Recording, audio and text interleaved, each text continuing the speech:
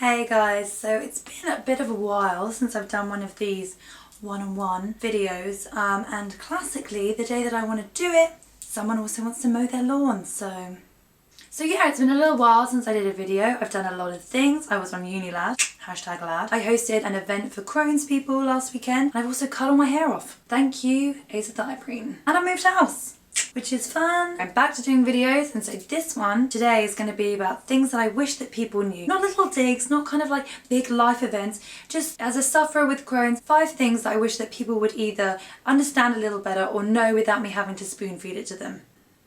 Kind of like if you had to read my mind. I don't know why I've got a pen, I'm not writing anything. Like things I wish that you could read my mind that I wouldn't really have to explain to you. So the first one is, it's not all about poo. I mean, okay, if you've got Crohn's or colitis or any inflammatory bowel disease, yeah, that does kind of come into it a little bit. I am going to be talking about that. We are going to be doing a little bit of toilet talk. That's not what it's all about. But probably at some point, if we're comfortable enough to talk to you, going to mention the big D word. The big D, diarrhea.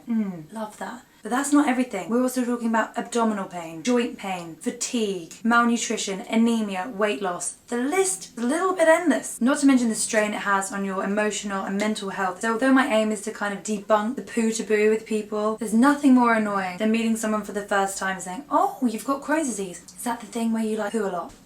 I mean, yeah, but also, no. My bowels shall not define me. Number 2, I'm not just being lazy and I'm not just being boring. Something I think a lot of younger sufferers find with Crohn's disease is that it can often make you feel crap and tired, fatigued, drained. You don't really have the energy to do a lot of the things that you used to be able to. That's not all the time. Sure, I still go out as much as I can. There are days where I can barely get out of bed, don't want to socialise with you, and I don't really want to go walk around somewhere. Back when I was first diagnosed, I used to get, oh, you don't want to come out, oh, you're being so lazy. Why are you in bed all day? Like, get out there, it's a lovely day. I would love to go outside, but unfortunately all I'm able to do today is shower. That's about it. So if you meet someone and you know that they've got an inflammatory bowel disease or even an invisible illness that you can't necessarily see, if for whatever reason they're cancelling on you, they're changing plans, maybe you think, why? Because it gets quite embarrassing or annoying to have to continuously explain that actually you just don't feel great. Number 3, everyone is different. Your aunt's brother's son's dog might have had Crohn's disease and they might have been fixed through eating bugs for the rest of their life. That does not mean that that is going to fix me, and so preaching to me over a coffee, oh well, my sister's girlfriend's brother's niece's daughter, that would make them very young, whatever. A distant relative, let's say, oh, so my distant relative Susan, she managed to fix her Crohn's through eating nothing but tissue. Great. I am thrilled for Susan that she's managed to find that, but sitting there and telling me that because I'm not eating tissue, that that's going to fix me and that it's my fault that I'm not the same as Susan. FYI, don't recommend you eat tissue. So just like a wide thing, don't pigeonhole people. Just like your fingerprints are different, everyone's internal organs are different, everyone's illnesses are different. Maybe marginally, still different. Don't pigeonhole me. The struggle is real.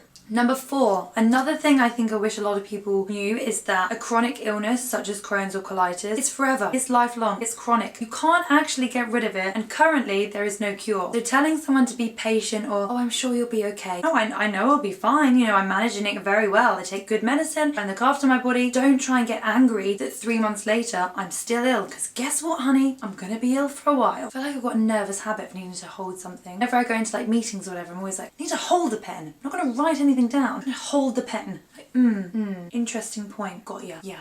And number 5, the classic, oh, you look so great. You're obviously so much better. I appreciate the support. Maybe I got a new foundation and I look pretty good that day. People find it hard to accept people's illnesses when they can't see them. I get it. I've dealt with it now for 2 years. It doesn't matter to me that much. But something that someone with Crohn's doesn't want to hear is you belittling them by saying, you look absolutely fine. What are you talking? Why are you moaning? You look better than me. Like, I had 2 hours sleep last night because Joe didn't stop snoring. But you look really good. How is your Crohn's, by the way?